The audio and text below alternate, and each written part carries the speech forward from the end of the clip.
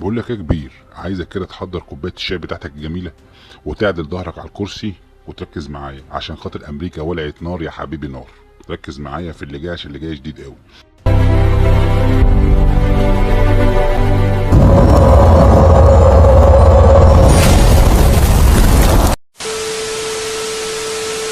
بص يا عم الكاريزما، الموضوع كبر ووسع عن الاول بكتير. ليه بقى؟ لان اتضم للناس اللي احنا قلنا عليهم موضوع الوظائف وايلون ماسك وترامب، انضم ليهم كمان. يعني ما تعرفش هو حظ ولا هم مظبطينها مع بعض. الناس بتوع الهجره يا جماعه، الناس راحت عشان خاطر تجدد الهجره بتاعتها، لقوا اللي هم مانعينهم من تجديد حاجه. يعني زي ما تقولوا كده مش عاوزين يقعدوا في امريكا. يعني زي ما تقول كده ترامب بيمشي اي حد مهاجر، وبالتحديد بتوع المكسيك. بالتحديد مين؟ بتوع المكسيك. فطبعا لموا بعضهم ونزلوا مع اخواتهم التانيين بتوع بتوع الذكاء الاصطناعي، وبقت ليله كبيره قوي حضرتك في لوس انجلوس. والموضوع هيتطور ودخل كمان في مدن اخرى غير لوس انجلوس. طب يا عم هاروت، هي دي الحكايه يعني؟ ما احنا عارفين الموضوع هيكبر والموضوع بيتضخم، والجيش نزل والحرس الوطني والموضوع كبير. يعني احنا عارفين ايه الجديد بقى. الجديد يا جماعه اللي فيه عندنا دلوقتي 20 اصابه، مش هقول لكم من المتظاهرين ولا من الشرطه، لا ده 20 اصابه من الصحفيين. لك ان تتخيل ان الصحفي اللي معاه حريه ان هو يصور. يعني انا بجد انا مش فاهم ازاي حرس وطني ويضرب صحافه ومن جرايد معروفه وقنوات مشهوره. واحده استراليه، تمام، واحده استراليه اتصابت في دماغها. طبعا هنتكلم في الكلام ده كله بالتفاصيل في الفيديو يعني، بس انا بديكم لمحه عن الاحداث مجمعه. تمام. فواحده استراليه اعتقد صحفيه انضربت بالرصاص المطاطي وانضربت كمان في دماغها، وهي في العنايه المركزه حاليا بتتعالج. وصحفي تاني نفس الكلام، انضرب برضه بالرصاص المطاطي وانضرب بالعصيان. لو انتوا عارفين، معرفش بقى الاخوه اللي بيسمعوني كلهم مصريين او عرب، عارفين العصيان اللي بتبقى مع الشرطه. تمام. فالعصايه دي على فكره يا جماعه مش بس الكتريك شوك، لا، في عصيان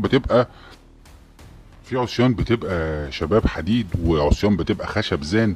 فطبعا الضربه منها ممكن تعمل فعلا ارتجاج في المخ، او ممكن يعني تؤدي الى مضاعفات خطيره جدا جدا. فالموضوع شبه كارثي، مش موضوع سهل. لا يا جماعه، الموضوع كل شويه بيتطور، بيتعقد اكتر واكتر، لان الناس اللي بتنضرب والناس اللي بتتعور دي اهاليهم بيجوا، زملائهم بيجوا. فالنهارده كل ما تعور حد او كل ما تاذي حد ليه قرايب وليه اهل، والاعلام بيتكلم. فالموضوع يعني انا مش عارف بجد، هو ترامب، هل ترامب بيستعرض القوه قدام ايلون ماسك؟ تعالى نفهم الموضوع كده يا عم الكاريزما، واحده واحده كده من البدايه. بدات ازاي؟ بدات الحكايه لما نزلوا المتظاهرين في الشوارع بيهتفوا. تمام. طبعا نزل معاهم ناس مندسين زي ما احنا قلنا في الفيديو اللي قبليه، ناس منظمات، ناس متمولين، بداوا يكسروا في عربات الشرطه ويحدفوا الشرطه بالطوب. ونزل طبعا الشرطه زي المجنونه تضرب فيهم كلهم. فبقى الموضوع بقت معركه. فالموضوع اشبه مش بساحه حرب يا جماعه، دي معركه ما بين الناس وما بين الشرطه. طبعا في صور هعرضها عليكم، طبعا منع اللي انا ما اقدرش احط فيديو، انتوا عارفين طبعا هو طبع ونشر. فانا هحط لكم بعض الصور اللي تبين كميه التكسير والحرق اللي حاصل في العربيات والمحلات اللي اتنهبت. يعني حاجه غريبه كمان يا جماعه، المحلات كمان اتنهبت. ده اكبر دليل الموضوع مش موضوع ناس متظاهرين فقط بيطلبوا بحق، لا، الموضوع اوسع من كده واشمل. الموضوع زي ما تقول عايزين يعملوا فوضى تخريبيه بسقوط ترامب. وهل الموضوع ده ممول من ماسك نفسه او من الصين او من روسيا او من جماعات؟ محدش عارف حاجه لحد دلوقتي، محدش عارف حاجه ومحدش عارف ايه اللي بيحصل. فالاعلام يا جماعه بدا يشتعل. الاعلام طبعا بعد اللي بيحصل ده طبعا، والكاميرات اللي بتتكسر والناس الصحفيين اللي بيتضربوا واللي بيموتوا، فالاعلام بدا يتكلم.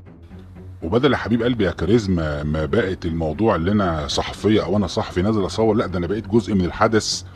وانا كمان اتعورت وانضربت، لان في اكتر زي ما احنا قلنا من 20 صحفي وصحفيه اتصابوا. وفي وسط المعركه دي يا صديقتي الغاليه ويا صديقي الكاريزما، ايه اللي حصل بقى في وسط الميدان ده؟ حدث قلب السوشيال ميديا حرفيا في امريكا كلها. صحفي امريكي معروف اسمه مايك تورنر كان بيصور لايف، وفجاه خد طلقه مطاطيه في دماغه، وقعت الكاميرا معاه. بس طبعا كان كل حاجه اتصورت. فطبعا لما اتصورت كل حاجه، الاعلام كله اتقلب في امريكا. ازاي الصحفي ينضرب؟ وهل اللي ضرب الصحفي ده سواء هو من الحرس الوطني او من الشرطه؟ مش عارف ان ده صحفي مش لابس لبس صحافه وهو صحفي معروف. وهل اللي ضربوه من الشرطه ولا من غير الشرطه؟ زي ما احنا قلنا واتفقنا في البدايه، اللي ممكن يكون في منظمات ودول بتعمل كده. فطبعا ده هيؤدي لاشتعال الشارع اكتر في امريكا. لان انت تركز معايا كاريزما عشان تفهم. نخش بقى يا جماعه على حاج ترامب ابو حنان. هل ترامب ابو حنان هيسكت؟ هل ترامب ابو حنان هيسكت؟ لا مش هيسكت طبعا. ترامب ابو حنان بقى قاعد في القنوات من امبارح عمال يتكلم عن امريكا القويه وامريكا الطعميه، واحنا بنتهاجم، واحنا المهاجرين دولت مش من بلدنا، وازاي يعملوا فينا كده، وشيطان الناس كلهم اللي واقفين في الشوارع كأن مفيش ناس عاديه خالص، امريكان واقفين بيقولوا يا جماعه احنا مش عايزين نتحرم من وظايفنا. بس طبعا لازم يشيطن الامور يا جماعه، لان ده يعني ما ينفعش يقول غير كده.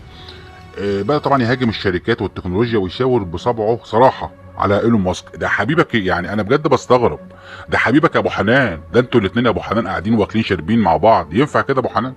المهم يا شباب نكمل بقى. ابو حنان طبعا مش هيجيبها البر، ابو حنان اصلا نظير شؤم من اول ما مسك الحكم يا جماعه، والدنيا كلها خربانه في كل العالم مش بس في امريكا. طبعا يا شباب زي ما اتفقنا المتظاهرين جزء منهم شايف ان ماسك بيحاول يلهي الناس عن مشاكلهم الحقيقيه بتكنولوجيا وخدع فضائيه، وترامب بيحاول يركب الموجه ويظهر انه المخلص. والنتيجه ايه؟ الناس نزلت الشارع والشعب بيصرخ من الغضب، والشرطه بترد بقنابل مسيله للدموع وبترد برصاص مطاط على الناس اللي واقفه في الشارع. فالموضوع يا جماعه عبثي حرفيا. الشرطه اعلنت ان الاصابات في صفوفها وصلت لحد 30 ضابط، وفي حوالي 70 متظاهر، اسف يا جماعه، في 70 متظاهر اتصابوا و30 ضابط شرطه اتصاب، منهم 12 حاله حرجه. يعني شيء مرعب بصراحه ان امريكا يحصل فيها كده يا شباب، شيء مرعب بجد. وفي قلب المشهد ترامب بيطلع في خطاب ناري بيقول فيه ايه بقى؟ لن اسمح للفوضى، ويشاور بصباعه برضه على ايلون ماسك. وبيحاول ترامب يا جماعه، بيحاول ترامب يشيطن الذكاء الاصطناعي باي طريقه، مع انه الذكاء الاصطناعي مش كله زي ما ايلون ماسك عايز يخليه يا جماعه، مش كله اللي هو هيشيل الناس من وظيفه، لا في حاجات كويسه جدا، ولكن الفكر الشيطاني اللي هم عايزين يعملوه طبعا يبقى الذكاء الاصطناعي ملوش قيمه.